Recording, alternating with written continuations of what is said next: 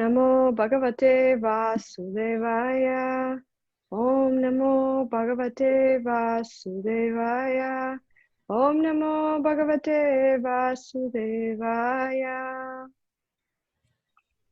Hare Krishna, everyone, and welcome to another edition of our podcast, Simple Living, High Thinking. And I'm joined once again by Tadeo Souza and Varangi Radha Devidasi. And we unpack the Bhagavad Gita class of Tukaram Prabhu at the Laguna Beach Temple every week. And we are towards the end of chapter 3. So we thought it would be nice if we actually read through the text. We finished the chapter. So Varangi or Tadeo, one of you want to read the text? Sure, I'll do it. All right. Text 36 was the first one, and it reads, Arjuna said, O descendants of Vrishni, what is one impelled to sinful acts, even unwillingly, as if engaged by force? The Supreme Personality of God had said, it is lust only, Arjuna, which is born of contact with the material mode of passion, and later transformed into wrath, and which is the all-devouring sinful enemy of this world. As fire is covered by smoke, as a mirror is covered by dust, or as the embryo is covered by the womb, the living entity is similarly covered by different degrees of this lust. Thus, the wise living entity's pure consciousness becomes covered by his eternal enemy in the form of lust, which is never satisfied and which burns like fire.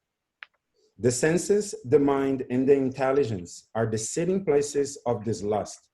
Through them, lust covers the real knowledge of the living entity and bewilders him. Therefore, O Arjuna, best of the Bharatas, in the very beginning, curb this great symbol of sin, lust, by regulating the senses, and slay this destroyer of knowledge and self-realization. The working senses are superior to dull matter. Mind is higher than the senses. Intelligence is still higher than the mind. And he, the soul, is even higher than the intelligence. Thus, knowing oneself to be transcendental to the material senses, mind, and intelligence, O mighty armed Arjuna, one should steady the mind by deliberate spiritual intelligence, and thus, by spiritual strength, conquer this insatiable enemy known as lust. So this is text 43, the last text of chapter 3, which we finished in yesterday's class. Thank you. Yeah, there are some terms that we have a lot of connotations with here in the West, like lust and sin. So maybe we should address, Tukaram went into depth, especially about sin and what that means in this context. And I thought it'd be nice to have a discussion to just clarify. We hear a lot of lust being thrown around and sin being thrown around, which might be triggering to whoever's listening, depending on what your background is. So. All right. Why don't you walk us through it? No, I'll defer to you guys. I don't feel qualified for that. So. All right, how about this? I'll do lust, and Varangi, you do sin. How's that? Sounds good. Then I'll start because I know sin is the first one that comes up. Okay. I believe text 36. Yeah, so text 36, just like Souza just so nicely read, Arjuna said. So right after Krishna had told Arjuna that it was better to do one's duty even if with faults than doing somebody else's duty perfectly, then Arjuna throws him another question. And he says, okay, why or by what is one impelled to sinful acts, even unwillingly, and as if engaged by force? And so Tukaram was explaining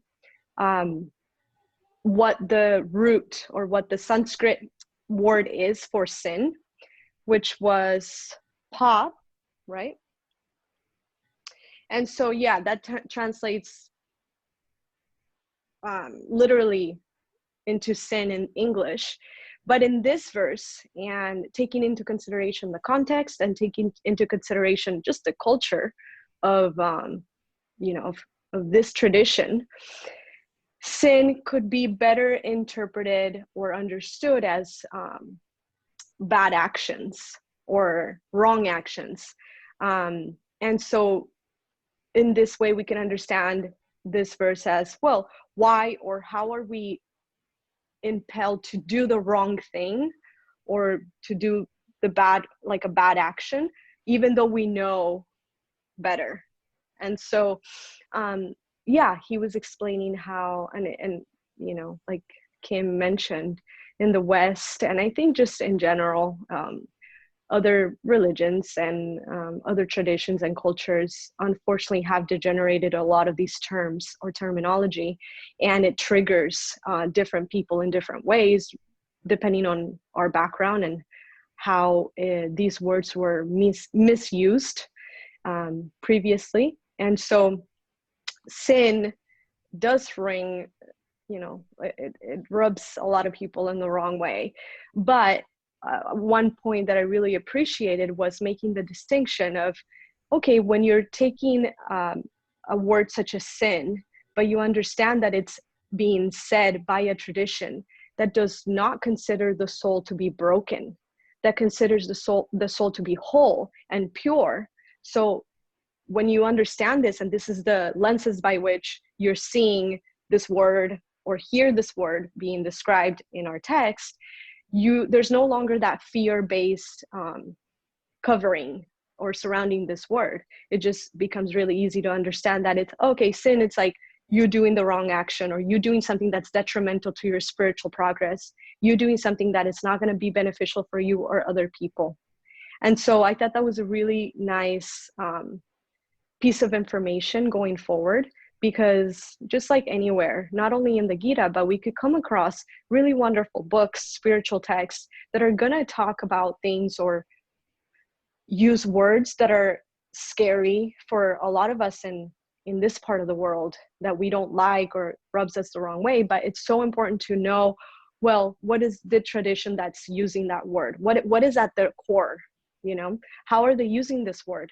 Is it to, you know, instill fear and get something out of the person, or is it to understand a philosophical point in a more complete way?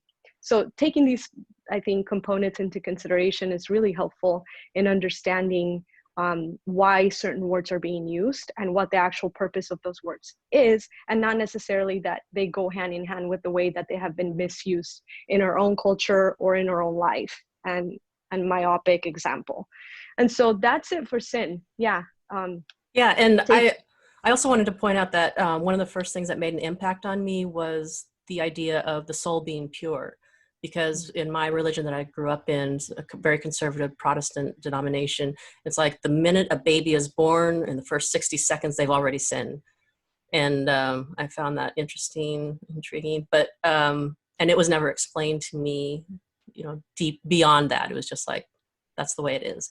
So just believe it, right? Yeah. So what you mentioned about, oh, we believe the soul is pure, and then it's important to know the context of what the tradition means when they say these words. So that was really good. Yeah, it's amazing, because then you can hear sin and not feel like, okay, you're forever bad and you're forever branded in this way, and there's no matter what you do, you could never come out of that.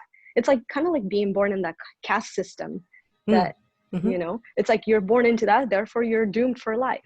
That's not this tradition. This tradition explains that we are souls, and as such we are pure because we come from the source of everything, who is whole and full of eternality, bliss, and knowledge. Therefore qualitatively we're the same. So when we hear about sin, it's, oh yeah, that's easy to understand. It's stuff that is not beneficial for my spiritual process or progress, and for my upliftment and for other people. And so yeah, that's easy. So that's it for sin. I know it'll come up later on, but at least now we have a better understanding of what sin was, how it's used in this context, and in the Gita, in our tradition of Krishna consciousness, Vaishnavism.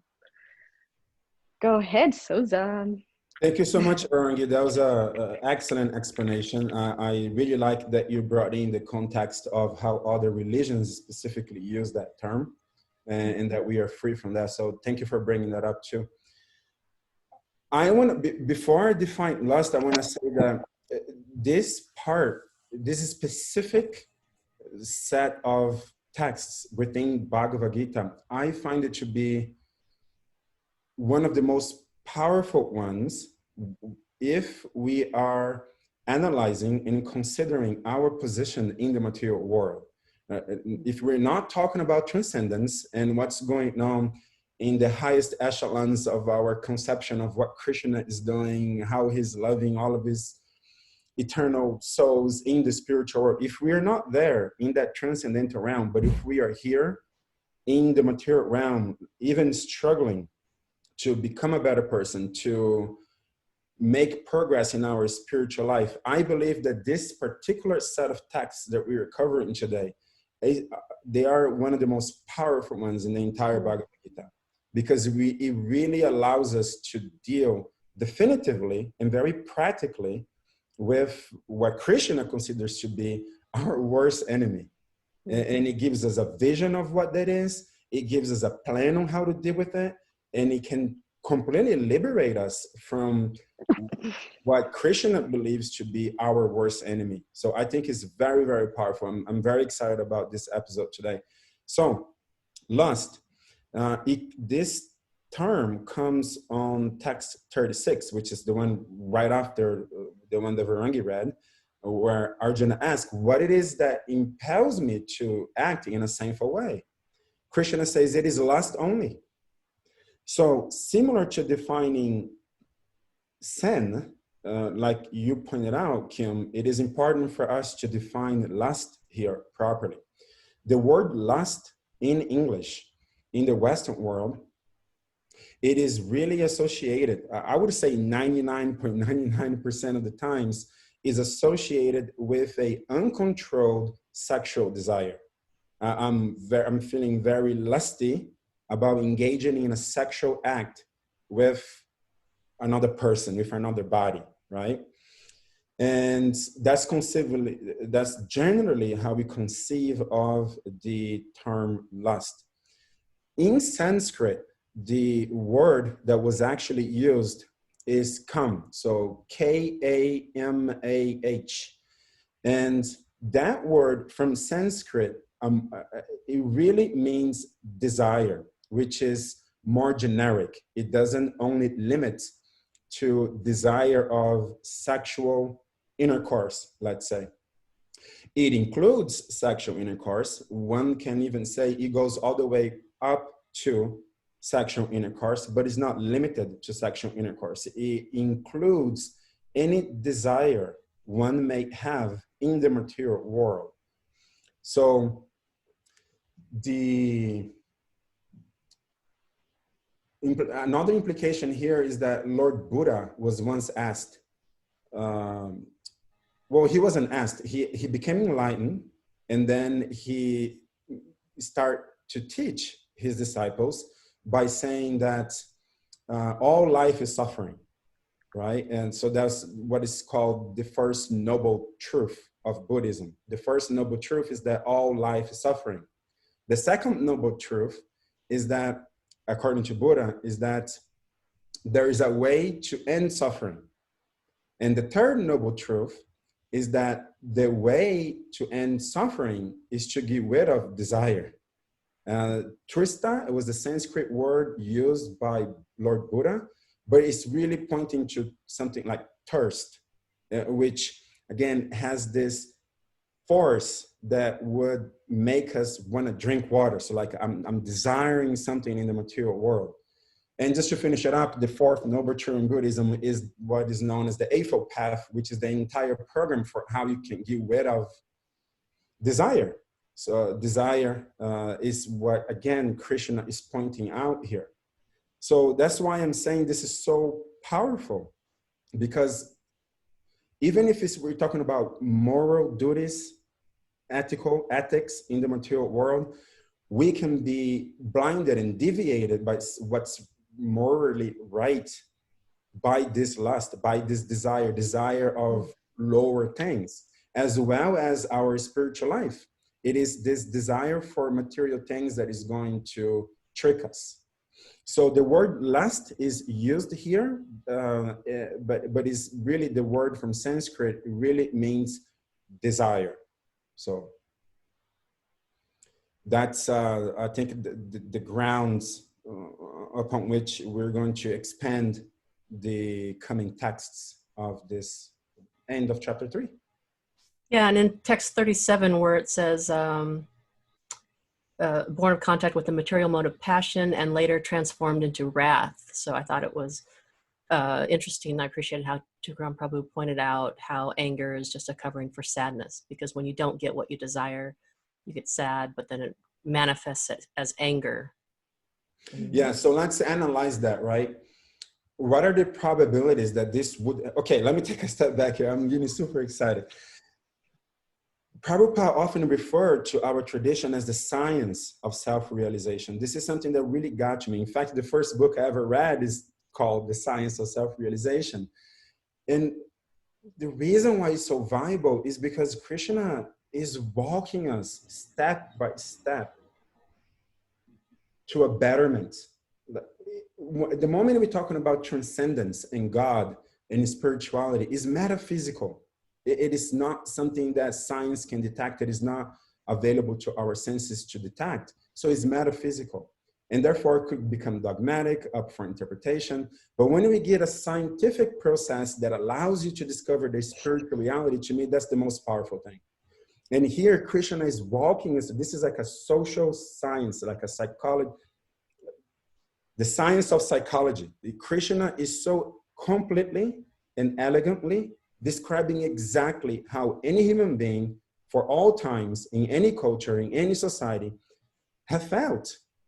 And so let's start into this, right? Krishna says that it is lust, desire, that would compel a person to not act properly, not act according to their duty, but to act in a way that is immoral, right? So it is this desire only, which is born out of contact with the mode of passion. We discussed the different modes, ignorance, passion, and goodness in previous episodes. So we can expand on that a little bit more if we feel like it, but let's move on for now. And then later transformed into wrath. So let's say later then you get angry. Or how is it that our desires would make us angry? Let's do a thought experiment here. Let's say we have a desire. What are every single possible outcome to your desire? Outcome number one, you have a desire and that desire is never fulfilled. Well, how is that going to make us feel? We're going to feel angry because I want something Frustrated. I want something that I can't have. I'm going to be frustrated. I'm going to be angry. I'm going to cope with it. Like you said, Kim, in these various ways of these various negative emotions, which Prabhupada chooses the word wrath here. So that's possible outcome number one. Possible outcome number two, in regards to your desires, is that you have a desire and you actually accomplish like your goal. You get the thing, you get the person, your desire is accomplished. But then you don't get the satisfaction that you thought you would get by accomplishing this something, right? And how does that make us feel? That's terrible. Like I worked so hard for it, and then what I got, like let's say this pizza looks really good, and I travel all the way from the US to Italy to eat this pizza, and then I get the pizza and then I bite it and I'm like, this tastes like the pizza that I could have gotten like around the corner of my block. I didn't have to come all the way over here, you know. So that's frustrating again, because I got my desire, but it didn't fulfill me the way I expected. So that's possible outcome number two. I think I'm sorry for interrupting. You're like doing so good. I just think we had talked about jobs in our previous episodes, and I think it's something that a lot of us can relate to. And, you know, putting this second possibility into perspective is like you switch jobs trying to find the job of your dreams, right? Or the partner of your dreams. And then you finally get that job, and then you like are disappointed because just like anything else in material life, you know, it diminishes, or it doesn't, it's not exactly what you were looking for, or it doesn't fulfill all your expectations, and you're frustrated and you're disappointed. Same thing with relationships or a certain thing that you've been wanting to buy. So thank you for examining these three. I know you're moving on to the third one. No, of course, and bringing up the example of jobs is perfect because it makes it very practical. You know, I'm talking about pizza in Italy, but I like it. your example And is food more is great. practical, like the job. You know, that's a big one. We want like, oh, this job is going to fulfill me and is going to make justice to all this time that I spent in university and so on. Then you get the job and you're excited maybe for about 3 months, and then 6 months, a year goes by, and you're like, what's next, right? And then again, that's the outcome of that desire, right? Right. And then third, let's say we get rid of these negative components, right? Let's say you do get it, right? Contrary to outcome number one. Let's say you do get it. And contrary to possible outcome number two, it does fulfill you exactly how you expected. But inevitably, we all live under the influence of time. And in time, you are going to lose everything. It's not a pessimistic view, it's rather realistic, right? And how is that going to make us feel? I think the best example I ever heard was one of our swamis was explaining this. He was actually debating with somebody in the audience, and the person said, I don't agree with this swami because my grandma and my grandpa, they met each other in high school. They were high school sweethearts, and they have been together for many, many decades. They're both in their 90s, and they still absolutely and completely love each other. So I think it was a perfect thing for them. They got their desires, they fulfill each other, and they're super happy. And I think the person, kind of like Arjuna in the beginning of this third chapter, was so bewildered and he couldn't see because it's so easy for this Swami. And he said, okay, yeah, then give grandma another 10 years and let's see how grandpa feels.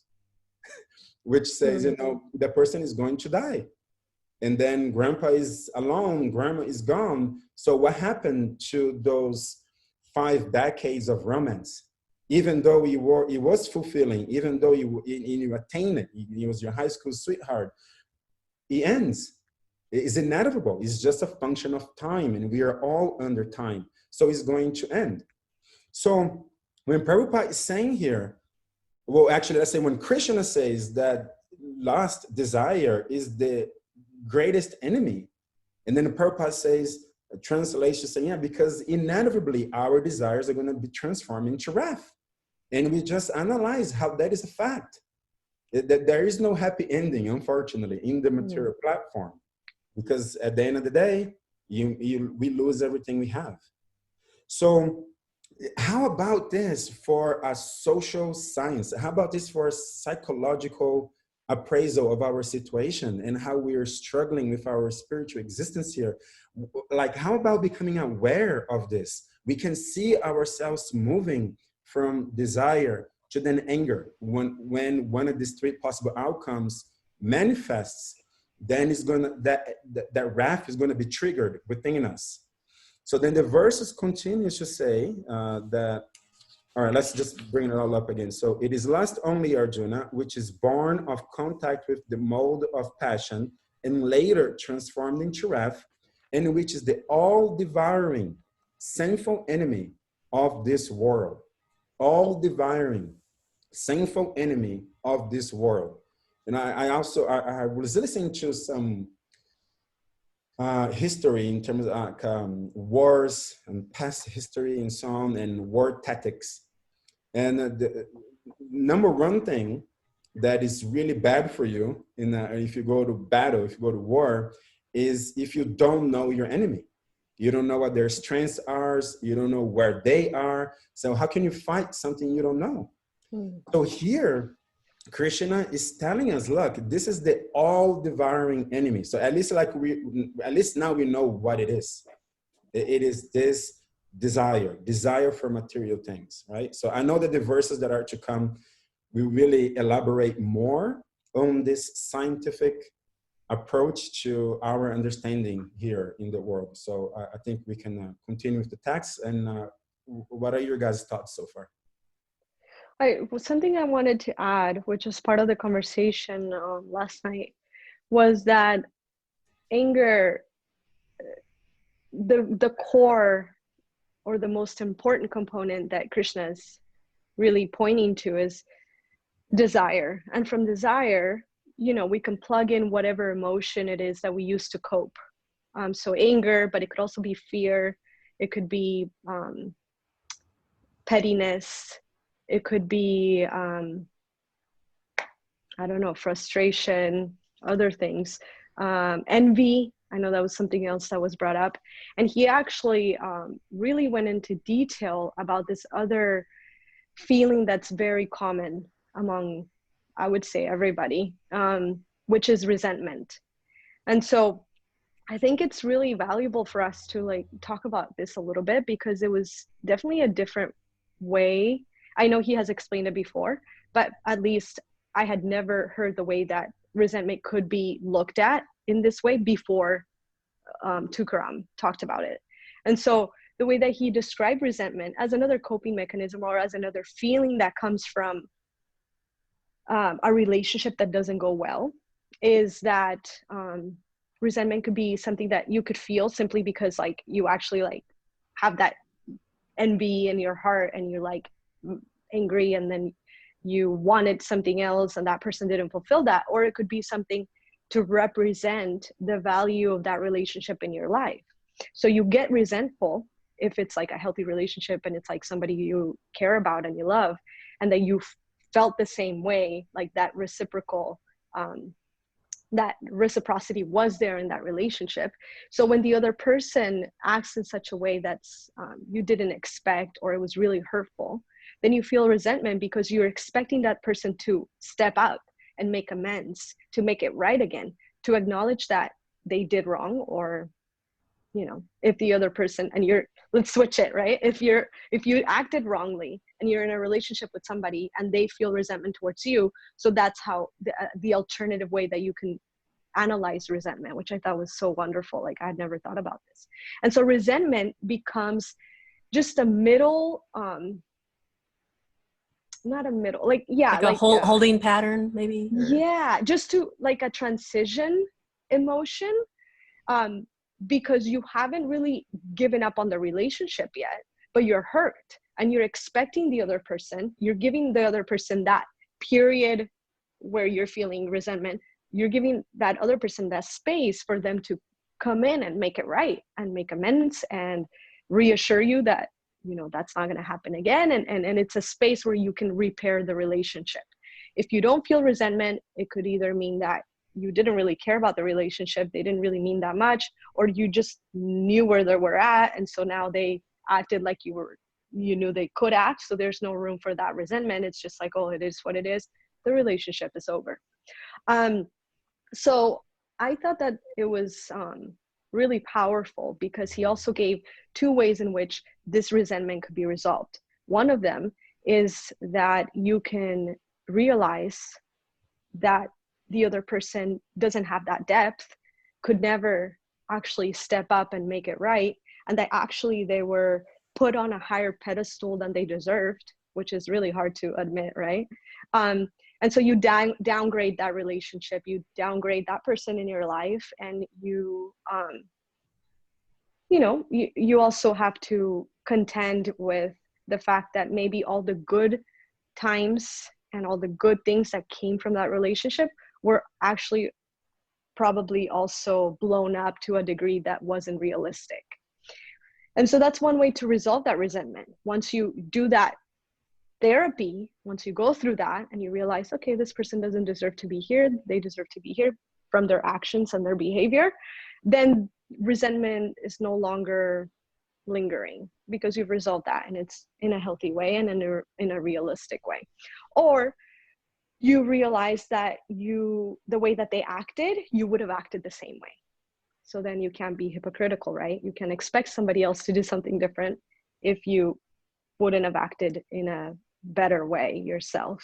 And so something that is common, or a common denominator in these two options, or in these two situations, is the fact that if you do the process, if you do this internal work, regardless, you're gonna grow from this experience. you're going to learn a lot more about yourself. You're going to learn more about your relationships. You're going to learn more about the other person. And resentment then becomes a tool by which you can grow, and hopefully a tool by which you can help other people too. Not only the other person that you're in a relationship, but now when somebody else may be going through the same thing, you can spot it and be of assistance. And I thought this was a revolutionary concept, because a lot of times, at least in my life, resentment was was always something negative. It's like, oh, I feel resentment, like either, and this is just the way I function due to my own conditioning and trauma, I guess. It's like, okay, I'm feeling resentment, then the other person is at fault. But never did I consider, okay, how am I a part of this formula or this situation? And so this different way to look at resentment includes me, and includes my own personal action, and what can I do about it? And it really requires a lot of personal work and vulnerability for you to open up and be honest and see what your part is in all of this, and also allow the other person some space to make it right if they can.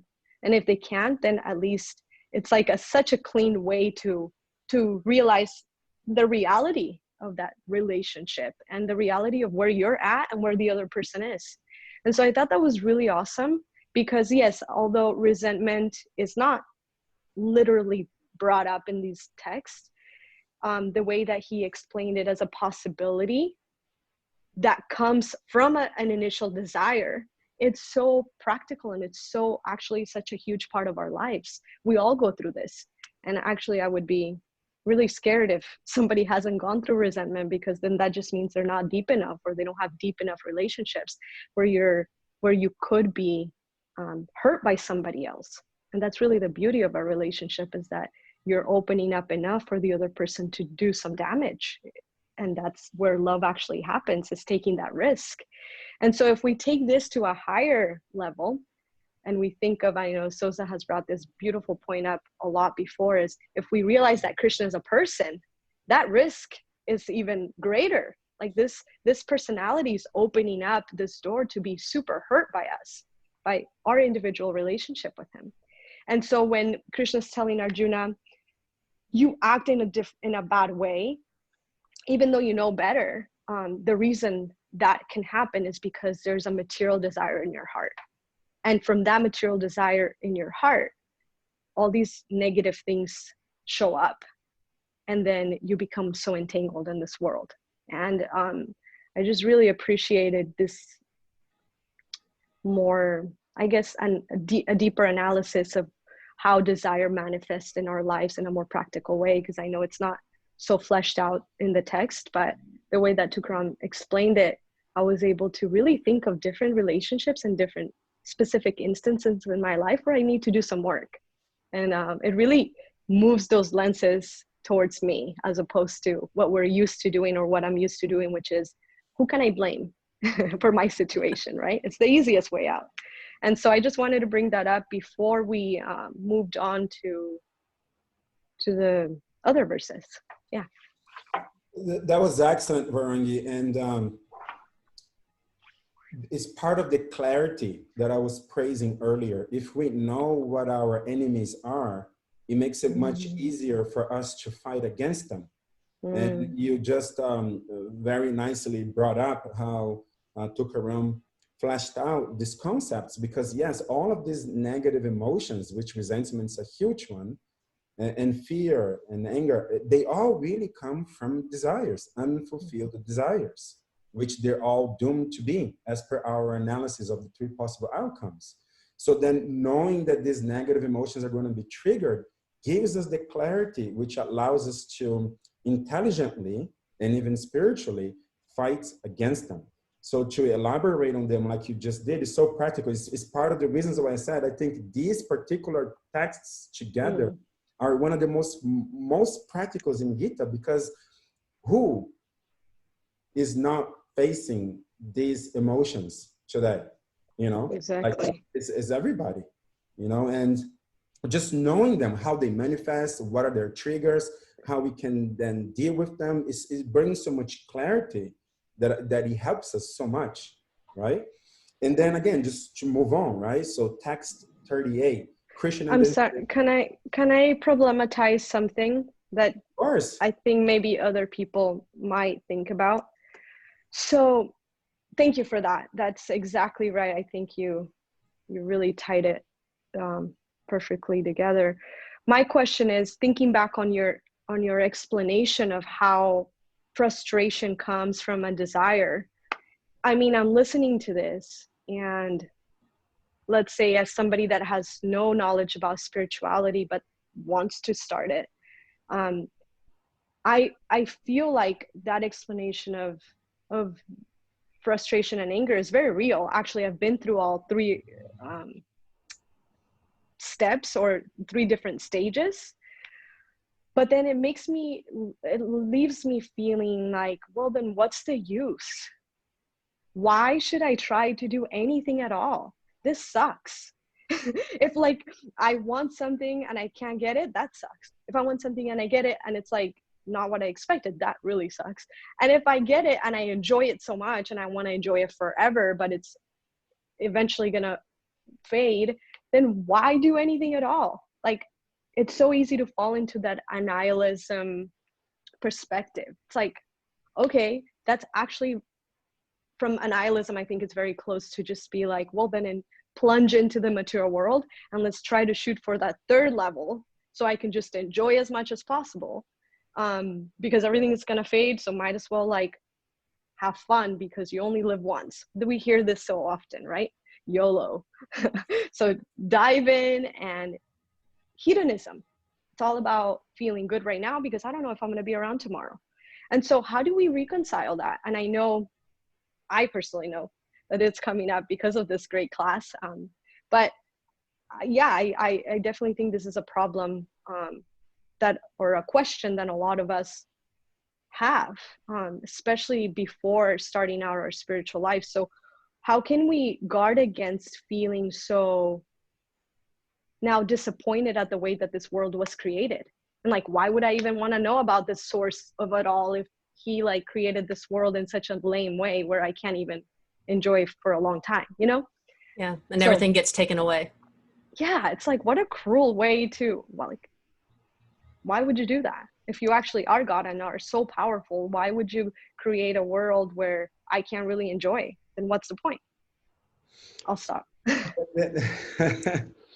There are so many points that will sprout from this problematization you just did. And I will attempt to touch on a few of them. I think there's like an unlimited, and each one of these points can then expand to so many other philosophical points. But let's just say that problem number one is still, we believe we are the body. And lesson number one from Krishna to Arjuna is still applicable, right? Because the desires come from where? It comes from my mind, my intelligence, and my senses. These things are all part of my body, which I am not. So if I am trying to fulfill these desires that are bodily, then it is exactly the same as feeling thirsty and being inside of a car feeling thirsty, and then stopping at the gas station and putting gas in my car, fully expecting that I, the person inside of the car, the driver, am going to have my thirst quenched. It's not going to happen. I'm not going to be happy. So then now to flip your vicious attack on Krishna, what kind of God would do such a thing? I would say that it is not a negative lack of consideration and sensitivity on Krishna's part. I would say is a tremendous demonstration of pure love and compassion from Krishna to us, because he knows that the gasoline that the car would benefit from is actually going to kill us. And that is something known as pure water. That is actually what we are truly desiring. Not this gasoline that comes from crude oil that pollutes the environment and leads our planet to an inevitable, unsustainable fate. But it is actually pure water that does exist. We're just not aware of it. We are fully thinking I'm the car. Mm. So it's actually Krishna's mercy to say, like, look, in time, because I have given you intelligence, and hence the price of human birth, because we have intelligence in a human birth, we have the ability to do what we're doing right now, to discuss these points, to analyze them and recognize I'm not this body, and these bodily desires are only going to lead me to more suffering. And then to kind of finish this thought, something else. Excellent. Well, I thank already you. feel satisfied. It's like, yes, you're right. We just read about the body, that we're not the Right, body. This is great. right. And you Thank have more. Okay. I do, and it's actually from Tukaram yesterday, and it was like an extraordinary point. It was actually towards the end of the class, one person asked a question, and this is how he answered, and he was kind of blew my mind, and I want to bring it here, which is that oh my goodness, I had it in my mind and then I just blanked out. So the question was, oh yeah, sorry, had a moment here. It is the lack of higher taste, right? It's the lack of a higher taste. And towards the end of the class, one person made a false dichotomy saying, hey, do I deal with lusty desires by letting them surround my mind and my memory, or do I just suppress them? And Tuka said, no, that's a false dichotomy. Because it's not just either you suppress them, which can also be dangerous, or you allow them to bubble up on your mind and deal with them in the back end. Indulge them. Yeah. Indulging them. It's not just this dichotomy. That's a false dichotomy. He said there's actually a third possibility, which is how that blew my mind, because I didn't see that. I'm aware of the concept of the higher taste, but I couldn't fit that within that question. And Tukaram said, no, there's a third possibility, which is you experiencing a higher taste, which then you're not going to have to either suppress nor indulge in these lower desires, because the experience of having a taste of a higher taste itself is going to eliminate any of your lower material desires, right? So that's another way in which to answer this question of Varangi, which is like, yeah, these things here is just to prove us the point that this is not it. This is a lowered enjoyment.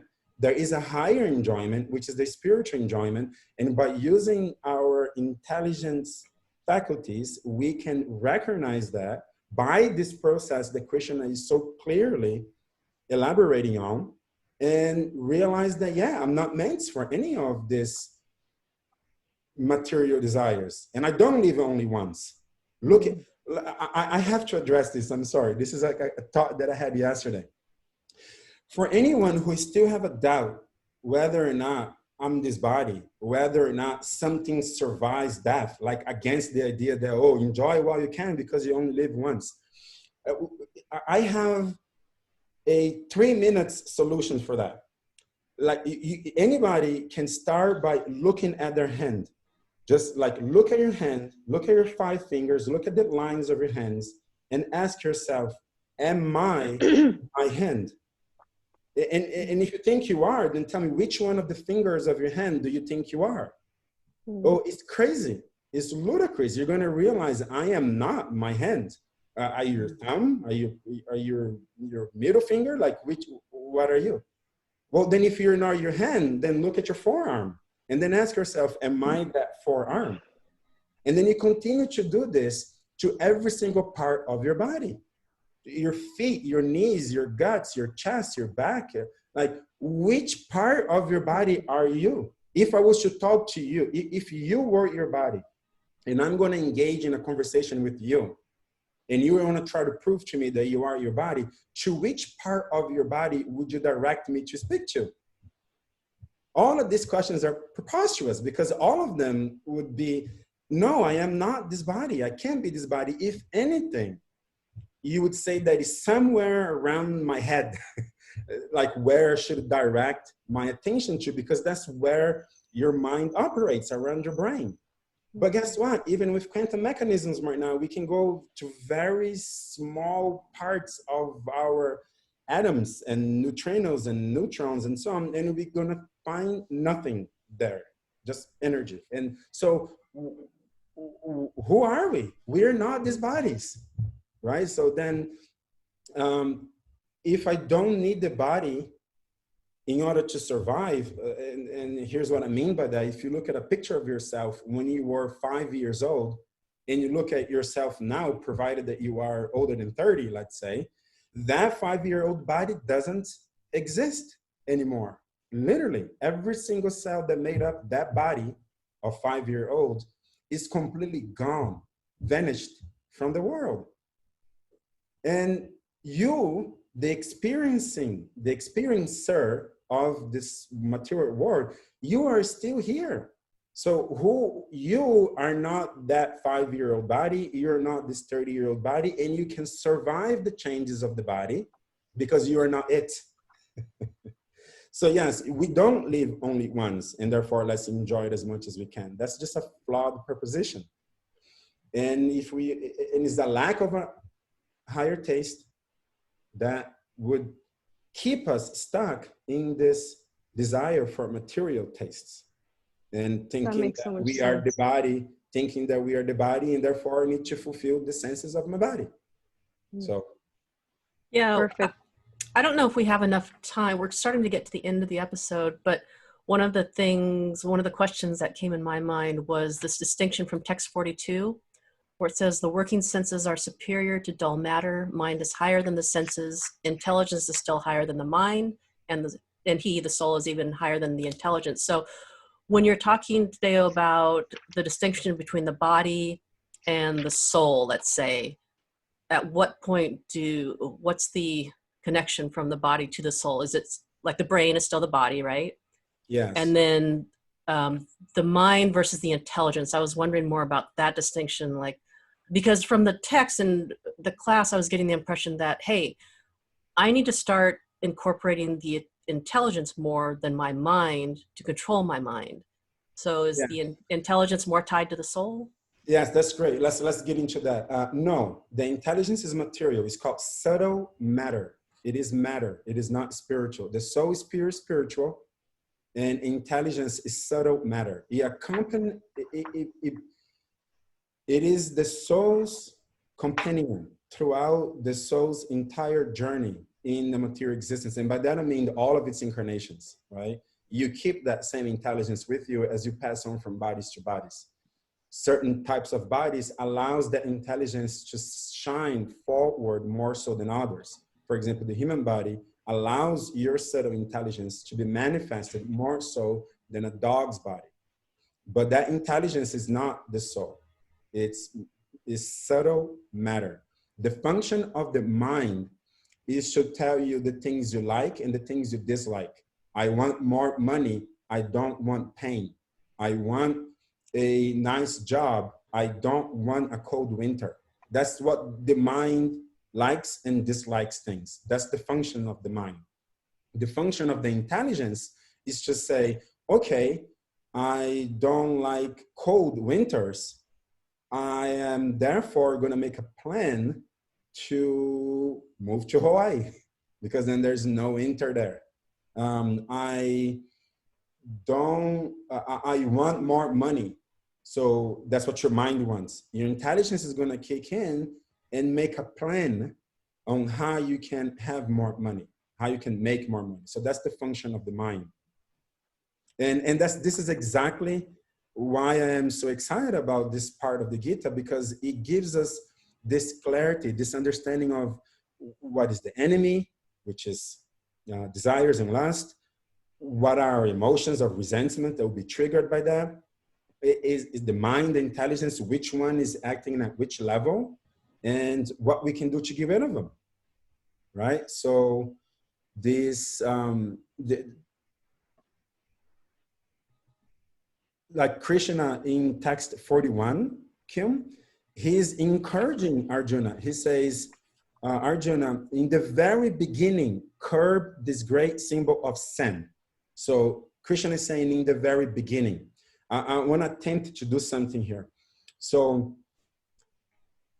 we witnessed an evolution. So there was a desire, then there was wrath.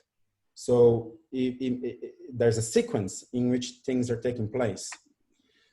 Tukaram yesterday brought up how if you find yourself very lusty, there are practical things we can do. These are the things that I say, it's very practical, it's very great for us to talk about.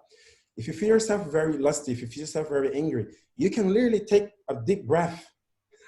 Like, that's not just metaphorically speaking, that actually helps. You can take a deep breath, you can eat something, or you can drink something. A lot of people have impulses to partake in intoxication simply because they're tired. Like, just take a nap. Like take a 30-minute or 40-minute power nap, and you wake up feeling rejuvenated. You're not gonna feel as lethargic anymore, and your desires for doing some kind of drugs is gonna be vanished. Similarly, if you're hungry, you tend to have more of those desires, or thirsty, or tired, or lack of oxygen in your brain. So to just take a deep breath, take a nap, eat something, drink something, those things will prevent your unfulfilled desire from becoming anger, from becoming wrath. And therefore, I think that Krishna, when he says here, therefore, in the very beginning, to curb this great sinful symbol of sin, I think Krishna means something here, which is what Tukaram Prabhu spoke about yesterday in class, that as we live our lives, these emotions of resentments and attachments and desires, they come through our mind, and mind, intelligence, body, soul, it's all mixed up. It's all one bundle. And we are on a complete autopilot mode. And we're just living through the emotions without being able to discern like what is what's coming from where, and how do I deal with this? And Tukaram was explaining the best things for us to become aware that I am becoming angry, to become aware that, oh, I really feel lusty right now, or I really feel like I want to do some kind of drug. And then before you start contemplating, before you engage your intelligence into those thoughts that are surfacing in your mind, you stop yourself. That's why I believe Krishna says here in the very beginning, because if you allow those impure desires to go forward from your mind, which is just having a thought about it, right? I want this, I don't want that. If you let it pass from that stage one to then entertain those thoughts in stage two, which is the point where you would engage your intelligence and you now start plotting from how to achieve or prevent the things that the mind is thinking about, you're now lost.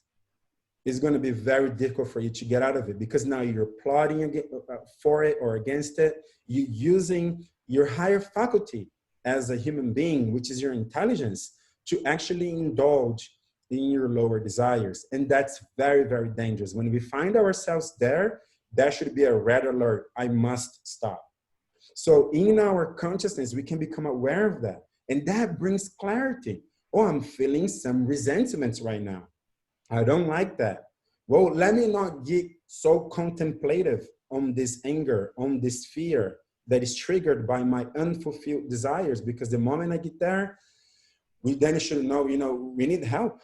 We need to literally take a step back, breathe, eat, sleep, talk to somebody, chant some mantras, read a spiritual book, because when we're contemplating using our intelligence to achieve something, that should be a red flag. And what a beautiful thing to know, because we can now see the different stages that our soul goes through and what we should do, to get rid of that predicament. Yeah, I like that explanation. That's very helpful. And especially the points about actually doing literally a deep breath, or Right. keeping yourself from going down that path and plotting. Like back when I was in my drinking days, I would plot in my mind, like, okay, I need to get this done and this done, and then I can start drinking at this time. And what am I going to drink? And then, oh, well, I need to go to the store and get the, and so at that point, it's over. So, Yes. yeah, and it takes, at some point, if you do want that higher taste, and I don't believe that I would have been able to quit drinking or quit bad habits that weren't good for me without having a better alternative. That higher taste, it wouldn't have happened. So at some point, if you want to cross that bridge and get over the hump, so to speak, it's going to take maybe that conscious choice, those conscious actions. Right. And I just got one last point here, which is right on the following text, where Krishna, the last text, as a matter of fact, where Krishna says, thus knowing oneself to be transcendental to material senses, mind, and intelligence, one should steady the mind by deliberate spiritual intelligence, and thus by spiritual strength conquer this insatiable enemy known as lust or desire. And again, Varangi, I think that addresses your questions once again, because that's what Krishna is, or the way you problematize it, right? Why should we then, when we are in the world, we have these desires, well, why strive for them if they're all going to lead me to a bad path, right? Krishna is saying, hey, does knowing oneself to be transcendental to the senses? What is Krishna saying here? By our discrimination that we acquired in chapter 2, that I am the soul, not the body, that intelligence, Buddhi Yoga, I am not the body, I'm the soul, right? By this knowledge, knowing that I am transcendental to all of this, I am not the body. I'm transcendental to this sense, to this mind, and this intelligence. Now, by my spiritual intelligence, Kim, you're asking, like, is there any connections between intelligence and the soul? Well, the intelligence can also allow you to realize I am a spirit soul. I don't belong here. And there's a higher taste for me. By that understanding, by that knowledge, conquer the enemy of desire, because what I am is much higher than any of this. And if we have that intelligence, I'm not going to strive for something lower. If there are two bills, like money, in front of me, one is 100, the other is $5. If you have some kind of discriminatory intelligence, which one are you going to reach for? You're going to reach for 100. It has a bigger value, not a $5 value. So having that intelligence is going to cause you to conquer this enemy. Awesome. All right. Well, we are at the end of the episode. Thank you so much. That was, what a wonderful discussion. I learned a lot. I'm really curious to hear Varangi's points. I've been talking for a long time here. I know that we are out of time, Kim, but I don't think Varangi spoke enough. I kind of ran the whole thing here. Sorry for that. So Varangi, what are your thoughts on everything we just discussed, or anything else you want to talk about? I thought it was perfect. Everything you explained was just so complete. And I think that it really tied this chapter up really nicely. I guess I think it's redundant, but maybe in a way that could make a difference when analyzing how desire manifests. I think I did want to make the point that it's not that a spiritually advanced person doesn't get those desires and doesn't think about them.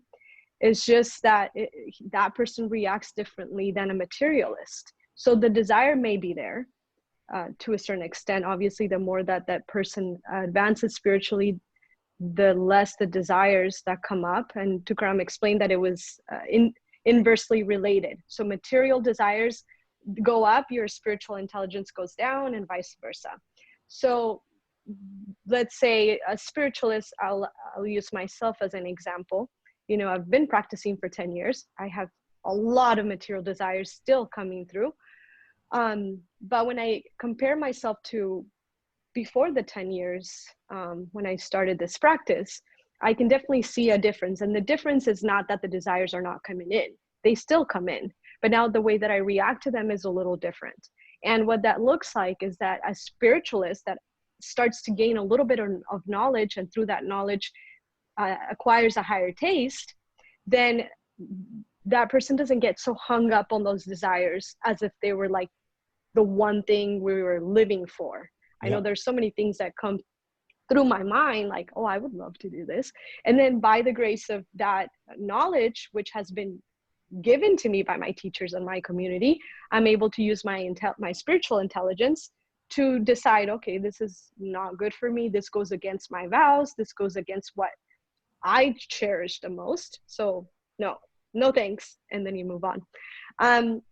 In comparison to before I started this practice, I thought, oh yeah, this sounds great. Okay, boom, dive right in, because there's no compass. And so it's not that a spiritualist doesn't go through these things. They do. But the way that they react to these desires is much different because they have been trained on how to nip that in the bud, like Tukram was saying. As soon as it comes up, you just chop that weed right off. And the more that you leave it, the more that it steals the nutrients from your bhakti lata, that it's explained in our books, that the seed of devotion is nurtured by our spiritual practices. But the more that you water that bhakti seed, the more other weeds are going to come up, because they're also getting that water and some of the nutrients. So the spiritualist actually is always so aware of what weeds are coming around this seed. And so it's always very prompt to plucking those weeds out, because he or she understands that if you don't pluck those weeds are going to grow stronger by the day, and they're going to steal the nutrients of that bhakti devotion seed. So your seed of devotion is going to weaken through time if you're not constantly cleaning out your garden, which is your heart. And so I just wanted to make that point, because it's very easy to separate, like, oh, well, I'm not that advanced, so I'm going to still be in this because it's like a big jump and I'm not ready. It's like, actually, these verses applies to the very advanced spiritualist, the middle ground spiritualist, or the beginner, and even the materialist, because like Sosa explained, this is reality. It's just what it is. So even if you don't believe in it, you're still going to reap the consequences of actions. And if you do believe in it, then you're going to have the intelligence by which you can navigate through this world without getting entangled. And so it applies to everybody. Doesn't matter where you're at, but the way in which each person in each one of those levels reacts to this desire, and then the subsequent reactions, that's different. That's where you could see knowledge in action in a different way. And so, yeah, I guess that's all I wanted to say. But yeah, thank you so much. It's an excellent point. I knew I should ask you, because you have some tremendous value to add to this. And yeah, the point you made, that even if you're very advanced, you still not struggling. If you're very advanced, you're now capable of handling these things, right? It's very good. I just want to make one last final short point here. Tukaram brought up yesterday too, that we're talking about the mind and the intelligence here. Especially in the West, these topics are very difficult to comprehend. I want to bring one last example here to really paint a picture, so that if whomever may be listening may not be experienced in dealing with the mind, like something that can help you. For example, imagine you are studying and you have an exam coming up, an important exam, and you are studying. And then your mind will naturally, because it always does, drift away. And then you are physically sitting in the library, but your mind is in the Lakers versus Chicago Bulls game, right? And your mind is over there. And what will happen? Your intelligence will be, come back, study. That is the difference. That is us dichotomizing the intelligence versus the mind. And when your intelligence does that, yells at your mind and says, hey, come back, study. What does the mind do? The mind obeys. So that proves us that we have the intelligence, we have the mind. Those are two different things. And like Varangi so expertly brought up, even at an advanced level, these desires will still come. but your intelligence is going to be so much more articulate. Your spiritual intelligence is so much more evolved that is going to be born and die at the surface of the mind in a very shallow water, and it's never going to get deep. And in that sense, the experienced spiritualist is never affected by these desires anymore. Right. And I just have to make this point, or to say this, because it's true too. Now, this doesn't include those that are above now this reality, because that actually is the goal. So once you have transcended through this practice, like you said, you bring back the mind. I can think of like reins or like a leash, right?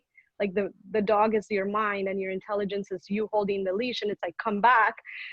Through this practice of the systematic and strict practice of regulation, which Krishna actually uses that word, regulating the mind and the senses and the intelligence, with a spiritual intelligence, then you are able to come out of the spider web-like material life. And so there are exalted souls that have reached that platform where they no longer have any material desires. That actually doesn't happen anymore, because all that is in their heart is pure love for God. And we know a lot of these people, they're actually walking the earth right now. Some of them have already left, but that's what we're striving for, to hack this system and to get out of it. But meanwhile, most of us are still in it. So there is a process by which we can regulate ourselves. So we're not repressing ourselves. We're still doing it because we have a higher taste, but little by little, that higher taste will take over.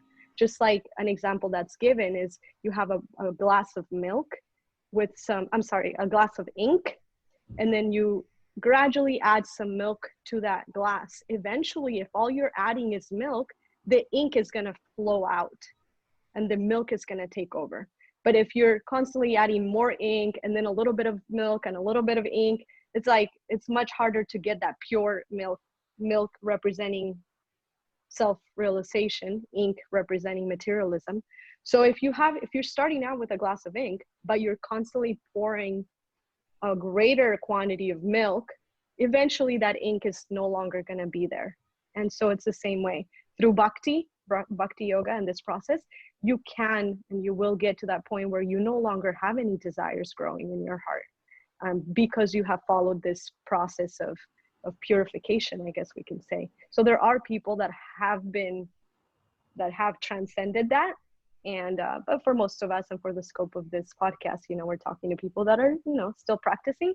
Yes, we do have some desires, but through this practice we regulate them, and that's the way out. At least so far in the Gita, this is how much we've gotten on how to get out of this material world. Okay, Kim, sorry. No, don't apologize. Yeah, Varangi, that was such an excellent job of really applying it to real life and the entry level and how to even begin to pick this up, because otherwise, yeah, it could be very lofty, like, maybe in a few years or something like that. So I think you guys have really laid out a map of what it looks like, and that anyone can follow at that first step. So thank you. Krishna's good at this. Hare Krishna. Yeah. All right. Well, yeah, Hare Krishna. Thank you, everyone. And please subscribe, and we will see you again next week. Haribol. Haribol.